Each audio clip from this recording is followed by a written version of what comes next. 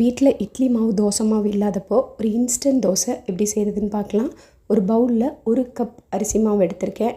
அது கூட 2 டீஸ்பூன் கோதுமை மாவு சேர்த்துட்டு, இதுக்கு தேவையான அளவு உப்பு சேர்த்துட்டு, தண்ணி சேர்த்து நல்லா இந்த மாதிரி கலந்துடலாம். நல்லா எப்போவும் தோசை மாவு கலக்கிற மாதிரி கலந்து வச்சுட்டு ஒரு 10 நிமிஷம் அப்படியே வச்சுருவோம். 10 நிமிஷம் ஆன பிறகு இது கூட ஒரு பெரிய வெங்காயம் பொடியை கட் பண்ணி சேர்த்துக்கலாம். அப்புறம் காரத்துக்கு ஏற்ற அளவுக்கு பச்சை மிளகாய், 1 இல்லைன்னா 2 பச்சை மிளகாய் சேர்த்துட்டு 1/4 டீஸ்பூன் ஜீரகமும் சேர்த்து நல்லா கலந்து விட்டுக்கிறேன். இந்த மாவை கொஞ்சம் தண்ணியாக நம்ம கரைச்சி எடுத்துக்கணும். நம்ம தோசை எப்போவும் அப்படியே தோசைக்கல்லில் ஊற்றி தேய்க்கிற மாதிரி தேய்க்க முடியாது. நம்ம ரவா தோசை ஊற்றுற மாதிரி இதை ஊற்றிக்கலாம்.